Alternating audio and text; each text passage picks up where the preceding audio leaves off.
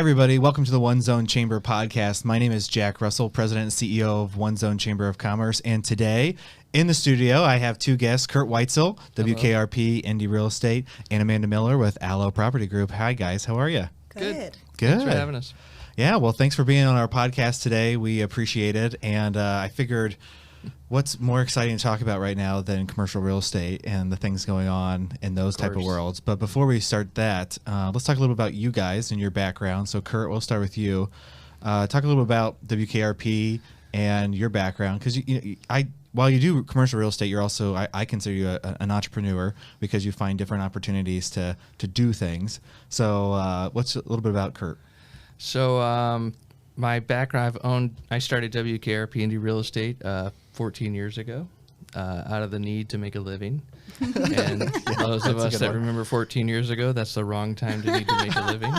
What a gamble. Yeah, I was in good company. So I started my company. I started very niche-y. I would only list real estate on State Road 32 in Westfield.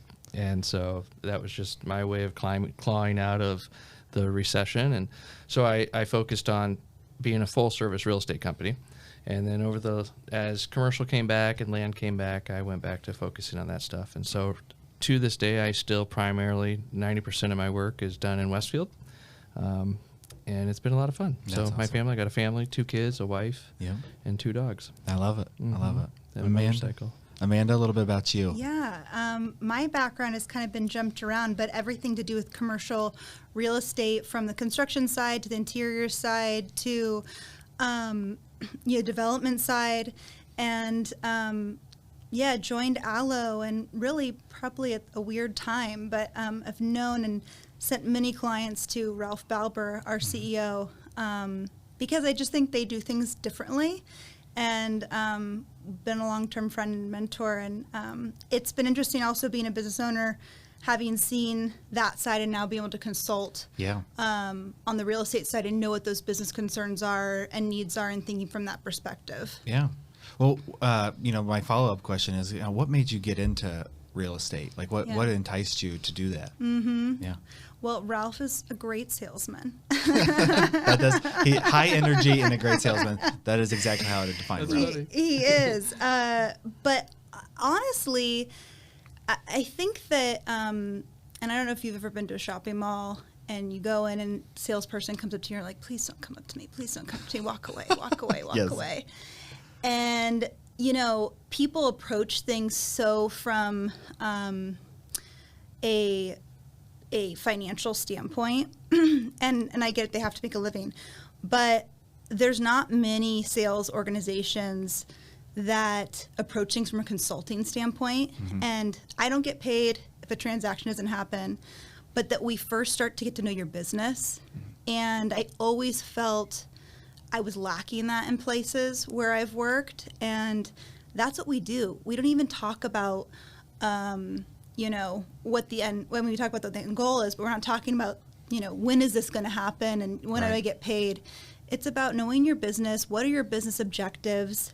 Let's get in years and years before you actually make this decision, because then we can be really smart in the market and start looking at things from a bigger picture. And Ralph does that. And I used to actually recommend clients to him. And that's actually how he said, come work for me. You could be amazing at this, Yeah, that's awesome. Yeah. Well, and you do a great job at it. Thank you. You're a rock star. Kurt, really the same question. I mean, it's funny. So you and I have known each other for a good amount of time. Actually, the first time I met Kurt was when I was the Westfield Chamber president, like a couple days in, and I introduced myself to Kurt, and I said, what should we do better? And he's like, everything. Like, you should do everything better at the Westfield Chamber. And I was like, oh, okay. All right. Should we get dinner? And really I was like, okay. Start with everything. Yeah, he's like, start with everything and then come back to me. And I was like, okay. But for you, not only, obviously want to know more about how you got into it, but really you've been able to put yourself in a city, or really back then a town, that all of a sudden over the last 10 years has transformed into something very different than what it was. And so right place, right time, but also, I mean, you've been able to invest a lot of your blood, sweat, and tears into that community. And so that's kudos to you. And I mean, one of my favorite things that you have done with one of your partners is Park Street. I mean, the way that's been able to transform Very cool. a downtown. So I didn't know if you want to talk a little bit more about that and I really mean, your that kind of background. came out of, so when we were starting, obviously there wasn't a lot going on, and I saw an opportunity in downtown Westfield. We had all this vacancy and one-off landlords and owners that really had no idea what they were doing. They had really low rents. We did not have a huge commercial district, and so I saw an opportunity. I created a little marketing thing called Grand Junction Properties, and the whole point of it was to create a free consulting service for the real estate, so that the property owners, one of their fears was paying the commission because they never had good credit tenants, and so the first thing was they could basically have a free expert help them with their project. And so we spent years doing that just because there was no activity, and we thought that could at least start things going. And then the DW Downtown Westfield Association started kicking in, and the Beauchamps, we met at one of those meetings, and they pulled me aside and they were getting ready to start on Park Street, and so I helped them with that. But that's what it took. It took it wasn't about the money, it was about the end result. And even though there is not a ton of end result, I can go door to door and identify that our little service there played a small role in bringing some of those people around, or at least driving some energy. Well, and it created, I mean, from my 2 cents, it created a downtown culture that didn't exist, where people feel as though they had some ownership in their community, where honestly, that was right before I got the job, where it didn't feel that way. I mean, one of my favorites is the empty barn picture that you share every year on social media. This is what it used to be in the downtown core. And now look, I mean, it's taken a long time to get there, but you're seeing what's happening is having an impact. So that's huge. And it's been nice that one thing that I've liked is the owners have transitioned from just people that got a deal on a building out in the middle of nowhere years ago that were on a state road, so it has to become something, right? That's pretty passive. To now we have, it's small market, but it's pretty cool that it's a lot of local or they're bought in owners. They're doing it there's some passion to it or some connection. Yeah. And I really like that. It's not corporate, it's not Indianapolis. Yeah. It's not Circle Center, you know? Right. Yeah. And so, which there's nothing wrong with it, it's just different. But I really appreciate that it's a cool local business community down there. So yeah, I love Absolutely. it. I love it. Well, one of the things as we've gone through 2020 is the market and what that looks like on the commercial side. So I'll go back to you, Amanda, about what you're seeing, especially in the Hamilton County market. Yeah. I think a lot of folks assume things that all these buildings are empty and no one's staying in them. And I'm not sure that that's always the case. They all have my sign on them. You know? Good. Well, bad marketing is still good marketing, right? Yeah, they know my signs there. Yeah. But, one of the things that we see a lot, especially on your team, is I see more ALO signs popping up, especially on retail, that first floor retail, those type of spaces as well. So just wanted to see what you're thinking and what you're seeing in the market right now when it comes to commercial, especially in Hamilton County. I think Hamilton County is such a unique ecosystem. It really is. Compared to even just Indianapolis. I mean, you're just north of 96th Street, it becomes a different environment. Absolutely. It's so interesting right now because while I think that things haven't changed quite yet, people have kicked the can down the road, so to speak, and instead of solving their problems, right now, they've kind of pushed it along, and now they're gonna have to kind of look at what that looks like. But Hamilton County has kind of been this bubble. I mean, Fishers and Carmel, rental rates haven't dropped. If anything, they're higher than they've ever been, and development is booming. I mean, the downtown area is really where you're, seeing some struggles, and of course it will come back down. But, what you get in downtown suburbs is walkability. You're not paying for parking in most situations, and not that that's an end-all be-all, but it does help. And you have people moving here and wanting to work and live where, that's what Westfield, you've got these owner-operators who are, building. And so it's interesting, especially what the Fed's been doing and what what effect that will have on development. Right. But it doesn't seem like it's slowed down, and people really want to be here. And quite frankly, people are just waiting for spots to pop up. Yeah. Even with construction costs as high as they are right now, people are willing to pay to be in those submarkets. Oh yeah. I mean, if you just take Carmel, I know Fishers has some stuff going on as well. But I have been to more. What was it? Gosh, 3 weeks ago, we were at a city council meeting where they approved. I think it was over $300 million of projects. Mm-hmm. And you've got Kite Realty on 116th and Rangeline. You've got the Signature. You've got Edward Rose getting ready to break ground. I mean, Absolutely. so, there's at least, whether it's approved or dirt moving, at least just in Carmel, you've got at least 8 projects that are going to have not only apartments and office space, but that first floor retail. And it's transforming not only, downtown's obviously in Carmel's been transforming for a long time. Absolutely. But now that second phase of the transformation of Carmel is happening. Really what we're seeing on Old Meridian is that there's a lot of these spaces that are empty along Old Meridian that are now all of a sudden being transformed into more commercial space. Absolutely. And I think that's just what you're going to see. I mean, Fishers is doing the same thing. Westfield is Noblesville's announced several projects with that.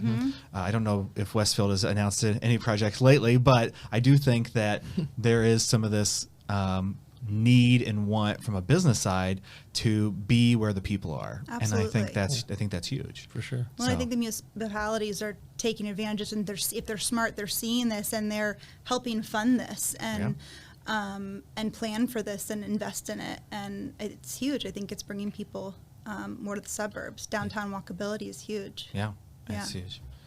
So let's say that I'm some company that Jack Russell Incorporated. Big conglomerate. Yeah. There's like 5 of us that work there. What would you suggest when it comes to someone like anybody really that's looking for space? What are some tips? What are some things that you guys look at when it comes to you have a client and they're really pretty open-minded about what they're looking for? What are some things that you guys ask, or what's some of the things you need to know from them before we kind of get the ball rolling? Yeah. Do you want me to start, or Kurt, you want to go go? ahead. Yeah? Yeah. Okay. I see this time and time again is that, and I think this is just lack of education, but people think, oh, my lease is up. I need to engage someone. And you're months away from that, expiration date.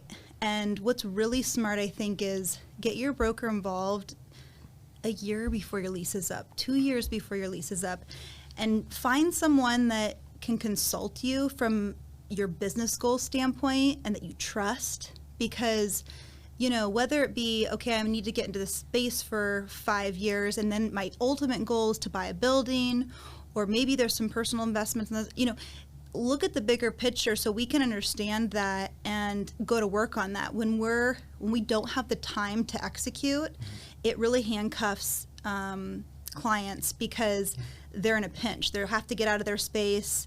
Some landlords may not be as flexible to give you a month to month or until, and especially if you're building. I mean, then, it's one thing to go into second gen space, but if you're building something out, I mean, with labor shortages and with material shortages, you're months and months and months out. And so get them involved early and really develop that strategy and understand that goal, so you can be successful and find the right place and have enough time to do that. Yeah. That's huge.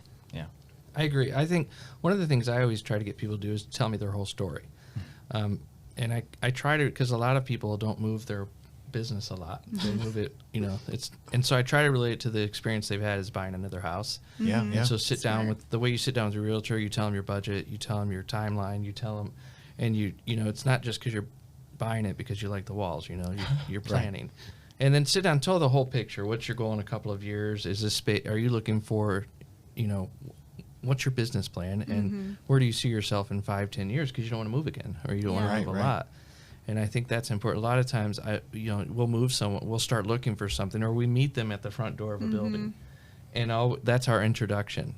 and all we're doing is we're going off of, because we've had some conversations and we know they need another space. Yeah. And that's all we know. And then we're in the space, and now all of a sudden we're just talking about that space or something comparable instead of starting from like a whiteboard Yeah. kind of style of planning. And so I totally agree. I mean, as far out as you can, and give your whole story, not just what you think the realtor wants to know or whatever. So I agree. I usually try to meet them in their existing space because I like to find out what's working, what's not working. You know, sometimes it's easier to walk the space and things will pop up that they didn't typically wouldn't have popped up in maybe a conference room outside of their office, that they can talk about, you know what, by the way, this really bugs me about this building, or this is happening, or, you know, is this normal? And I also think that a lot of people, especially if they've developed relationships with maybe their landlords or what have you, they don't know what the current market dictates. So they don't know that if they're leaving their space that maybe you can get free rent. That's pretty standard. You know, you can put caps on controllable expenses. They don't know to ask some of these questions in order to get the most aggressive deal.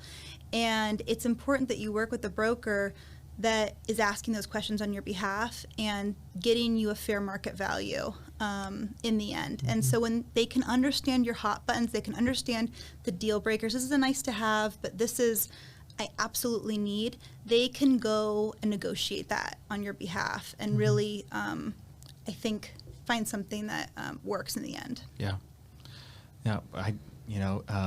So Kurt was actually my realtor on the residential side. God love him. And I won't get too far into the And you weeds guys of were that still one. friends. yeah, well, I didn't go with them. I went to the house. And so, you know, just going through that process, I mean, at least on the resident, I won't go too far into residential stuff, but even going through that residential process, when we first started looking at houses with Kurt, we were like, oh, we love this one and this is great. And by the time we got to the last one, especially in this market, we were like, I don't know, fine, just write whatever, like inspection, I don't care. There's a leak, we'll fix it. So, you know, but I didn't want to get down too far the weeds there. But I do think that component from a commercial side is without walking the space, without actually knowing what's going on in their world, then you don't know, you know, because I think a lot of times maybe people think that they need more square footage when they really need more functionality. Right. You know, that's something that we find that can be a struggle sometimes. So Absolutely. So my next piece of this is bad stories or best stories. You don't have to say who and what, but do you have any? I'm feeling Kurt has better stories than I do. Kurt probably has some well, just based on the houses that we've looked at, I mean, I was probably on Kurt's news feed more, especially when we were looking at houses, because people do some fascinating things with their houses. But people love to. Yeah, they make it their the own. DIY or DY, whatever. Do it. DIY. Yeah. It shouldn't be I. I mean, it should not be. It should not exist. Yeah. But so best, worst story, whatever you want to share. Anything that you've had over the last couple of years. You're asking that. Yeah. Do you have your story? You have it? I mean, I think. Well, you do some fun renovation stuff, like we've found some stuff like in basements and things that are always. I'll tell you my favorite thing about my job is we're not social media friends, I don't think, but I love that we see everything. I would be so bored in people's and going to a job. Like having a real job would be awful to me. And it's fascinating to me to walk into people's space and to walk into people's vacant buildings and to walk into construction sites and be on the outside and get to observe how everyone does their thing. And people are so weird. Yeah. And people are so talented. And it is fascinating to me to be in that world. And I like to document. I like to record it. And I like to make fun of people. And I'll make fun of myself. But finding the humor in a... you know, I've had some pretty bad real estate times. I mean, and we all have, right? Yeah, business can be pretty serious and boring. Yeah. And I think my favorite thing is that I can go into all these situations and there's fun to be had. And I get out of it real quick if it's not fun. But that's probably one of my favorite things is just having a good time and seeing what's out there. It's just amazing to me, all the different personalities and characters. Oh, that's so true. I don't have any death. I don't have a. You collect a lot of stories along the way. I think that's I do. If you need a good story, scroll through my Instagram. I'm sure there's a casket or something there. Yes, that's where there was a basement that we were in downtown Westfield that had an old casket in it. That was. Oh God. Yeah, our old office. still the Westfield Chamber office. The Westfield Chamber office used to be, the new one is connected to what used to be the old funeral home. So it's a fascinating little space there. So that is the fun. You uncover all the quirks of the, the city, and get to see things you've never seen before, and what's been renovated and what's original. And but I agree. I think you have to keep it light, because it can be so serious, and it is personal, especially on the residential side, but it's so personal, and you got to have fun with it. And if you can really trust your consultant and your broker and bring them along and be completely transparent, you can have a blast doing it. And I think that's so important. I think the bad stories are when you're close to your chest with facts and information, and you're not sharing the full story. You don't trust your broker completely, or your consultant, and that's where you get into trouble, and you're gonna have a bad time. All right, so can I tell a bad story? Yeah. A funny story. Yeah. Right, so we were at a closing for this piece of land, and I think it's brother and sister. We could never figure out their relationship, and we go to Never thought to ask. Huh? No, if you knew that, yeah. So we get to the closing day, which was already a chore, and the buyer decided they didn't want to come to closing because he was busy. Well, in the meantime, the brother, sister, whatever they are, they're drunk, and they get in a fist fight in the parking lot. And we're at Meridian Title in Noblesville. They locked me out. Like, I wanted to get in. Oh my gosh! And they're fighting in the parking lot. I had to. Then he gets in the car and tries to hit her. She runs off. I go, because I'm trying to get paid that day, right? So I go, I go track her down. She walks. I go track her down, pick her up, and bring her back to the closing. He sat in his van and drank, which, glad the title people didn't see that. And the buyer, I called one of his relatives and said, "You got to tell him to get his ass down here. I'm getting paid today." Yeah. So that kind of thing to me, I love. And that was just a normal Tuesday, right? That's Tuesday afternoon, and Meridian Title has a new policy, I guess, now because of it. But things like that You ruined it for everyone. Yeah, right. I noticed that sign when I went to my closing: no fist fighting in the parking lot. That's good. I mean, you want tents. Please leave open containers at the door. Yeah. So stuff like that, though, that doesn't happen at the bank, does it? No. Never. I don't think so. Oh my gosh, that's so funny. Well, as we get kind of close to the end here, really one of the things I had down here, I had one question about municipalities, but we'll really focus in on, let's say, what's one lesson or one thing about your job that it has taught you that you think everyone should learn at some point in their life? Ooh. And that's kind of, I like that.